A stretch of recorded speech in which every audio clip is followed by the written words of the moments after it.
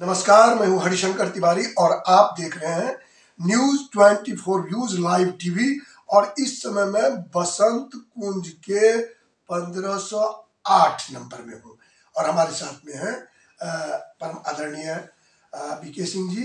IARS रह चुके हैं, शिक्षाविद हैं, GNU में इनका जो है काफी नाम रहा है, अपने कामों के लिए जाने जाते रहे हैं।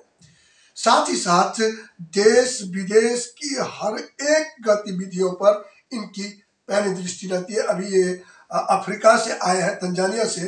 तो थोड़ा मैं आपका बहुत बहुत स्वागत और नववर्ष की शुभकामना के साथ साथ अब तो त्योहारों का सिलसिला शुरू हो गया है। तो 26 जनवरी का भी मैं आपको एडवांस में देता हूँ। कैसा रहा तंजानिया का यात्रा? बहुत अच्छा रहा।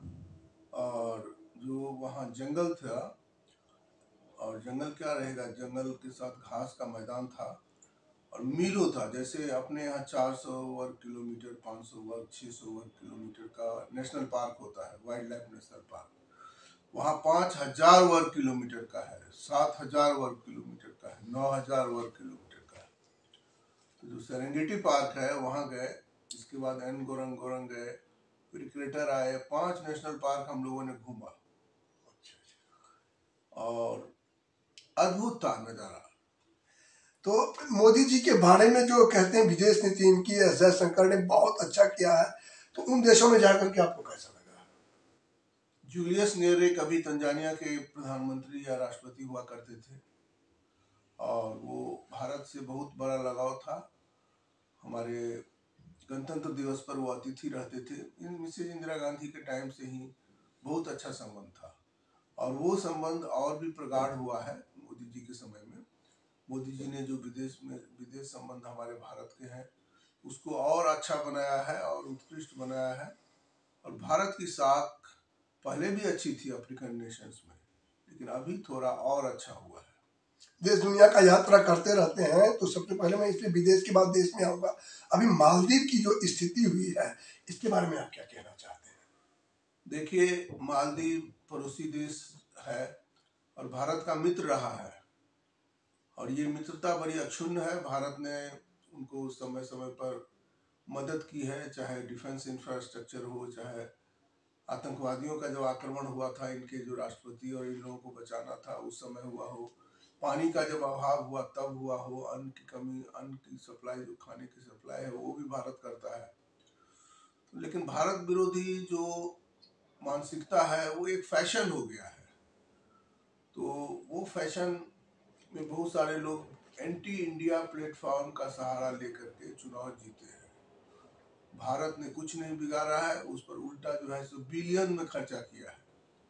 फिर भी भारत विरोध, फिर भी भारत विरोध। इसमें चाइनीज हाथ, वो जब से चाइना से लौट के आए हैं उसके बाद से उनका काम ये शुरू हुआ है। देखिए, चाइनीज हाथ को हम क्या कर सकते हैं? इसका मतलब है कि हमारे वहाँ मालदीव के लोगों की अपनी बुद्धि नहीं है।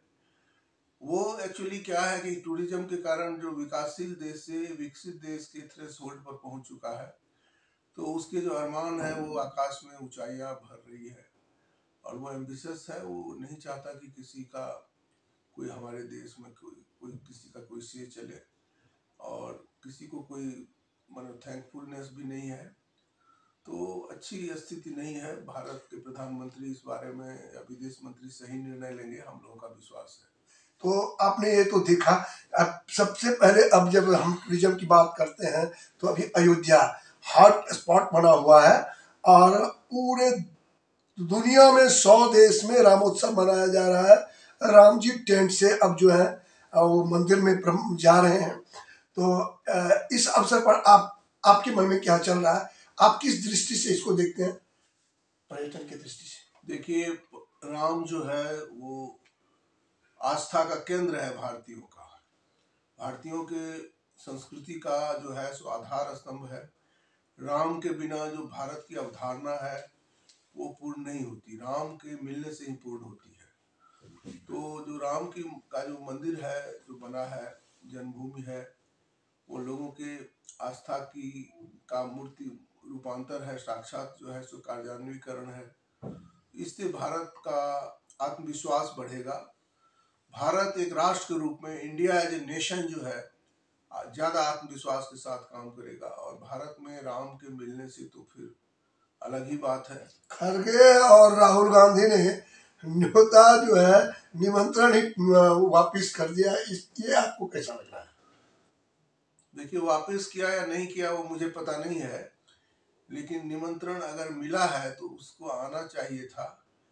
और मेरे समझ से ये कोई बुद्धिमत्तापूर्ण काम तो नहीं है। उल्टा जो है, पहले भी जो है सो जो मंदिर को तोड़ के मस्जिद बनाया गया था, तो देखने से स्पष्ट था, कोई मूर्ख भी उसको देख के बता सकता था कि मंदिर को तोड़ के उसी का मटेरियल यूज करके और कन्वर्टेड स्ट्रक्चर है, तो उसका पहले भी वो सपोर्ट नहीं कर रहे थे। और राम मंदिर को जो इतने आकांक्षा और आशा के बाद सुप्रीम कोर्ट के आदेश से बना है, सुप्रीम कोर्ट का आदेश का पार्ट है कि सरकार बनवाए उसको। तो जब सरकार बनवाए तो ये जो नहीं आना है, कि राम मंदिर को एक कंट्रोवर्शियल बनाने की कोशिश है, और मैं इसे राम विरोधी एक्ट ही मानूंगा। ये राम विरोधी एक्ट है, लेकिन आप मिथिला से आते हैं तो मैं ये जानना चाहूंगा कि सीता सर्किट पर बहुत दिनों से बात हो रही है। नीतीश कुमार भी कह रहे हैं कि हम ऐसे करेंगे, मधुबनी, दरभंगा, सहरसा सबको जोड़ करके बनाएंगे। कुछ हो नहीं रहा। सीता के बगैर राम का क्या मतलब? ये अच्छा रहेगा राम जी को घर में, विशाल घर में चले जाए? सीता कोई अलग आइडेंटिटी नहीं है। आपको तो मालूम है कि जो अर्धांगिनी और अर्धनारीश्वर का जो कंसेप्ट है, कहते हैं कि पुरुष और स्त्री जो है वो अपूर्ण है अपने आप में, और एक दूसरे से मिलके पूर्ण बनता है। तो राम की जो अवधारणा है वो जानकी या सीता के साथ ही पूर्ण होती है। और जो उसका जो सर्किट है वो बनाने से बनेगा। बातें तो बहुत ऊंची ऊंची लोग करते हैं, और अभी भी मुझे आश्चर्य होता है कि भारत में राम विरोधी काफी लोग हैं। हम लोग का अनुभव है, एक महोदय जो बहुत पढ़े लिखे हैं, IIT से हैं, वो मुझे कह रहे थे क्या कि जन्मभूमि वही है, इसका क्या प्रमाण है? तो मैंने बताया कि जन्मभूमि जो है वो, ये तो आस्था का विषय है ना, धर्म। Religion is a matter of faith. जब फेथ है, आस्था का विषय है, तो लोगों का फेथ है कि यही है, यही अपने आप में प्रमाण है। इसमें प्रमाण क्या है कि फिर से जन्म का सीन क्रिएट किया जाए क्या? आप क्या सोचते हैं? ऐसे होते हैं हमारे यहाँ के IITian, अगर सोच के भी हंसी आती है कि शास्त्र और वेद शास्त्री हमारे प्रमाण है, और शास्त्रों में ऐसा लिखा गया है कि अयोध्या में राम का जन्म हुआ। तो ये तो सिंपल बात है। क्या मैसेज आप देना चाहते हैं? आप दुनिया में मैसेज यही देना चाहते हैं कि भारत जो है आर्थिक रूप से विकसित हो, विज्ञान में विकसित हो, आधुनिक जो संपन्नता है वो भारत में आए, ये सब अच्छी बात है।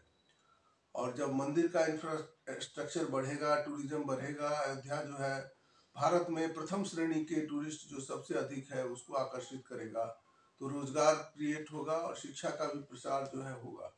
एक्चुअली ये नहीं है कि रोजगार पहले हो या शिक्षा पहले हो या मंदिर पहले हो, एक्चुअली तीनों जरूरी है।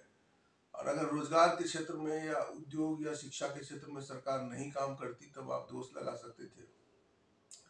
हमारा लास्ट में यही मैसेज है कि भारत को, राम को तो रखना ही पड़ेगा। राम विरोधी होने से भारत की जो अस्मिता है, भारत की जो पहचान है, वो मिट जाती है।